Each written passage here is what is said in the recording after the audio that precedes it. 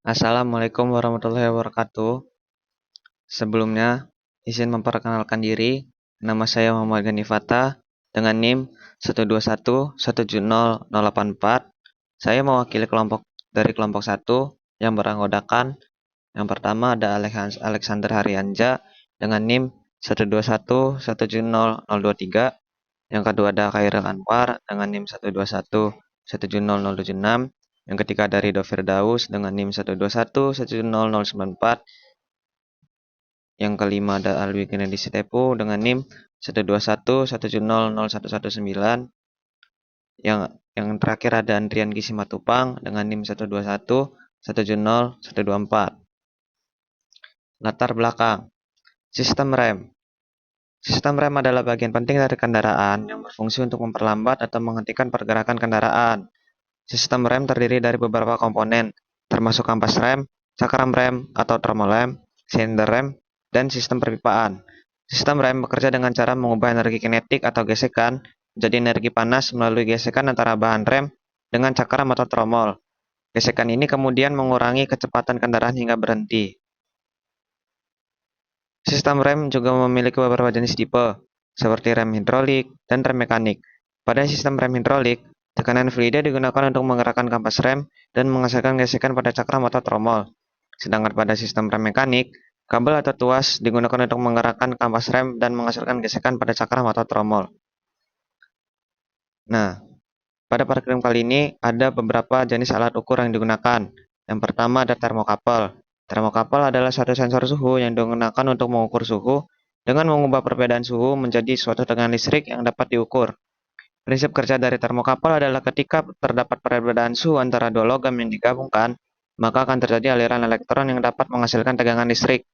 Besarnya tegangan listrik yang dihasilkan bergantung pada jenis logam yang digunakan, suhu perbedaan, dan jenis hubungan antara kawat termokapel dan terminal pembacaan tegangan. Yang kedua, ada termogan. Termogan atau disebut juga infrared thermometer adalah alat yang digunakan untuk mengukur suhu suatu benda tanpa harus menyentuhnya secara langsung. Prinsip kerja termogan adalah dengan mengirimkan pancaran sinar inframerah dari sensor pada alat ini ke permukaan benda yang ingin diukur suhunya. Kemudian pancaran sinar inframerah tersebut akan dipantulkan oleh permukaan benda dan kembali ke sensor. Setelah menerima pantulan sinar inframerah tersebut, termogan akan menghitung perbedaan suhu antara pancaran sinar inframerah dan pantulan sinar inframerah untuk menentukan suhu benda yang diukur. Yang ketiga ada mikrometer. Mikrometer atau mikrometer adalah alat ukur presisi yang digunakan untuk mengukur dimensi atau ketebalan suatu benda dengan tingkat ketelitian yang sangat tinggi. Prinsip kerja mikrometer adalah dengan menggunakan satu kepingan tetap dan satu kepingan yang bisa digerakkan pada seutas ulir atau spindle.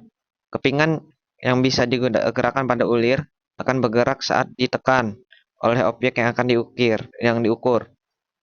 Dan pergerakan tersebut akan menggerakkan jarum yang menunjukkan ukuran pada skala. Dan yang selanjutnya ada jangka sorong. Alat ini terdiri dari dua bagian, yaitu jalur pengukur yang biasanya terbuat dari logam dan alat ukur yang bisa digerakkan atau vernier. Prinsip kerja jangka sorong adalah dengan menggunakan dua jalur pengukur yang paralel untuk mengukur jarak antara dua titik pada suatu benda. Jalur pengukur tersebut memiliki skala pengukuran dalam satuan milimeter atau inci.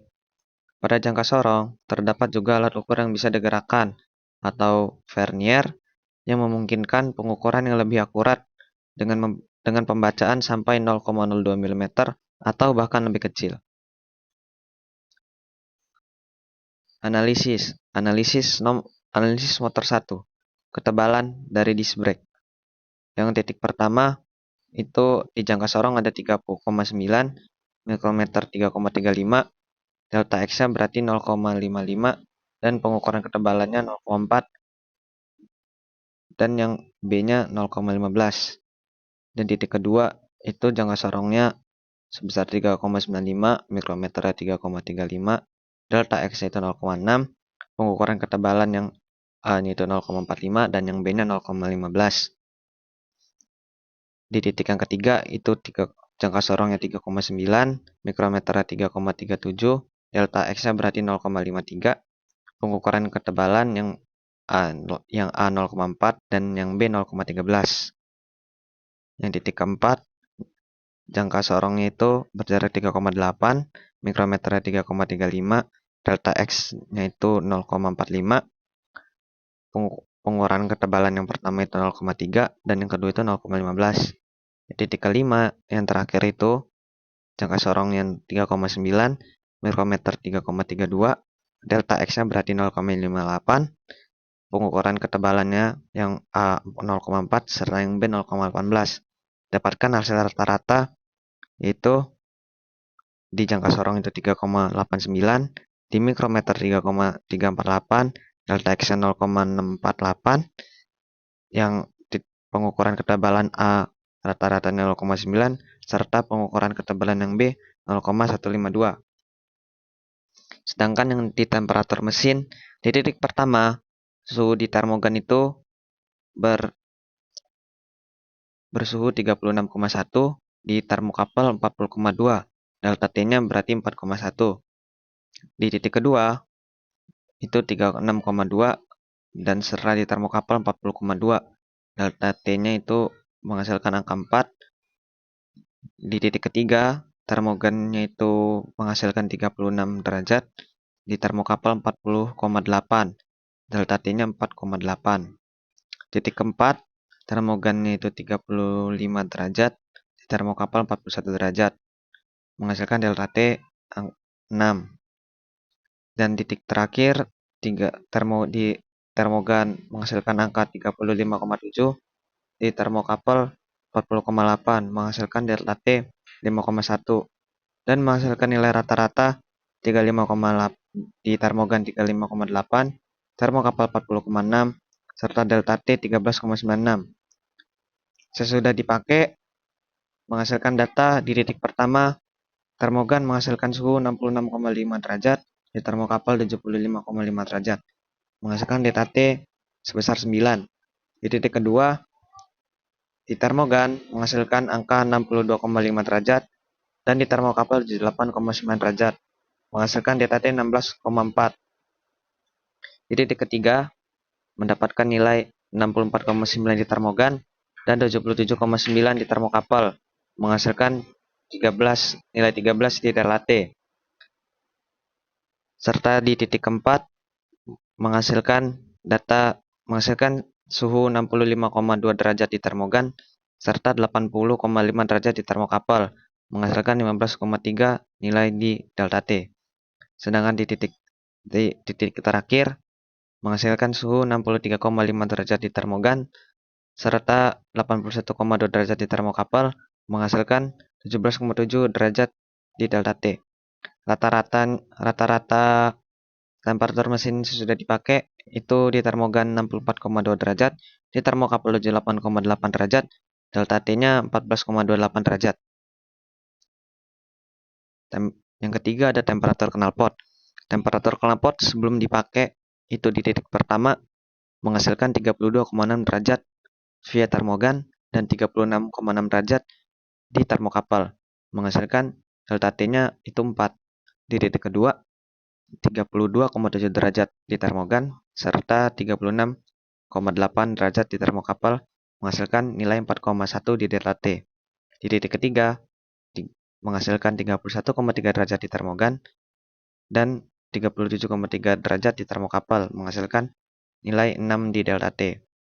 Yang keempat ada menghasilkan nilai 32,4 derajat di termogan serta 36,9 derajat di termokapel, menghasilkan nilai 4,5 di delta T. Yang kelima ada menghasilkan nilai 31,2 derajat di termogan serta 36,2 derajat di termokapel, menghasilkan selisih 5. Rata-ratanya itu yang pertama di termogan menghasilkan suhu 32,04 derajat, di termokapel 36,76 derajat, serta di delta T 4,72 derajat. Setelah dipakai, di titik pertama menghasilkan suhu 37,8 derajat di termogan, serta 32,9 derajat di termokapel, menghasilkan selisih atau T itu 4,9. Yang kedua, menghasilkan 40 derajat di termogan dan 32,1 derajat di termokapal, menghasilkan selisih 7,9. Yang ketiga, menghasilkan 39,8 derajat di termogan dan 34,2 derajat di termokapal, menghasilkan selisih 5,6. Yang titik keempat, menghasilkan 39,2 di termogan serta 35,5 di termokapal, menghasilkan selisih 3,7. Yang titik terakhir, menghasilkan nilai 38,2 di termogan dan menghasilkan nilai yang sama di termokapal. Jadi delta T-nya 0. Yang kedua, ketebalan dispek di motor 2 bisa dilihat sendiri.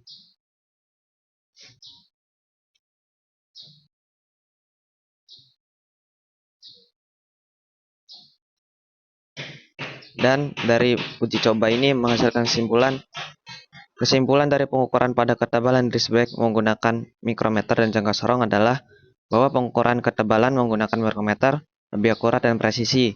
Dari data yang kami ambil, perbedaan pengukuran awal dari 5 titik presisi sedangkan jangka sorong kurang presisi dengan hasil yang cukup jauh. Hal tersebut dapat terjadi karena mikrometer diukur dari sebuah titik sedangkan jangka sorong lebih memanjang, jadi terhalang oleh kondisi disc brake yang tidak rata lagi digunakan. Sekian dari kami, bila ada salah kata atau penulisan kami mohon maaf. Terima kasih. Wassalamualaikum warahmatullahi wabarakatuh.